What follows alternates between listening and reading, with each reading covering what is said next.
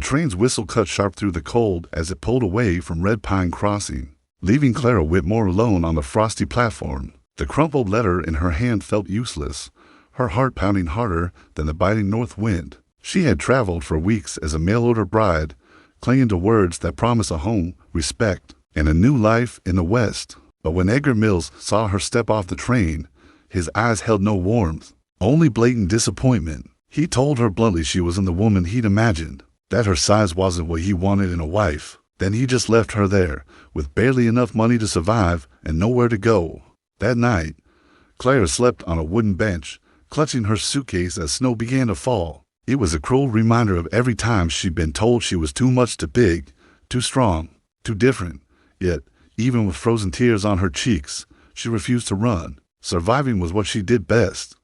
That's when Elias Crow saw her. He was a solitary woodsman, more comfortable with harsh winters and the silence of the forest than with people. He didn't see her sighs or the whispers already starting to form. He saw her dignity in the face of rejection. Learning she had nowhere to go, he offered hot coffee and a warm coat, not as a savior, but as an equal, simply stating that no one should face the winter alone. The walk to his cabin was long and quiet. When Clara stumbled in exhaustion, she braced for a familiar jibe. Instead, Elias knelt beside her and said, "The woods ain't in a hurry. Take your time." Those simple words began to mend wounds years of scorn had created in his small cabin. She cooked, cleaned, and hauled wood, and he watched, not with judgment, but with growing respect.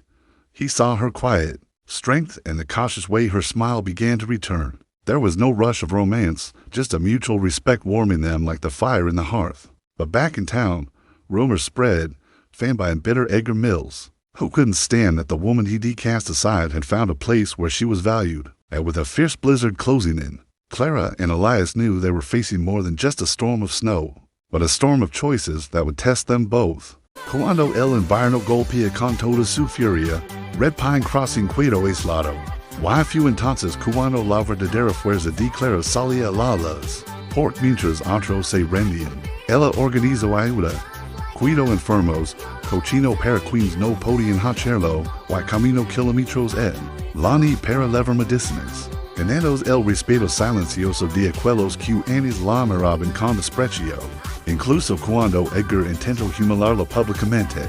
Few Elias quien se puso a su lado sin levantar la voz, diciendo que la verdadera medida de una persona no era como se veía, sino como permanece cuando el frío apretaba.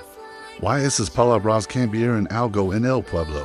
Con el paso de los meses, Clara y Elias construyeron algo real. No basado en expectativas falsas sino en trabajo compartido, en miradas sinceras y en la certeza de que ninguno necesitaba encollar para ser digno. Cuando finalmente el cielo liga, y el pueblo volvió a la vida, muchos comprendieron que Clara no había llegado para pedir compasión sino para enseñarles que el amor verdadero no busca perfección sino verdad. En una tarde tranquila, frente al bosque que había sido testigo de su transformación, Elias le dijo que no la había elegido por nadie más la rechazó, sino por vio en ella alguien que no se cuadraba. Y Clara, con voz firme pero emocionada, entendía que su viaje no había sido en error, sino el camino necesario para encontrar un hogar.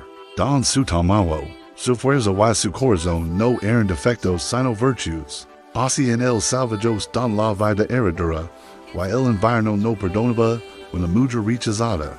Y en leñador solitario demostraron que el amor más poderoso nace cuando alguien TV completo.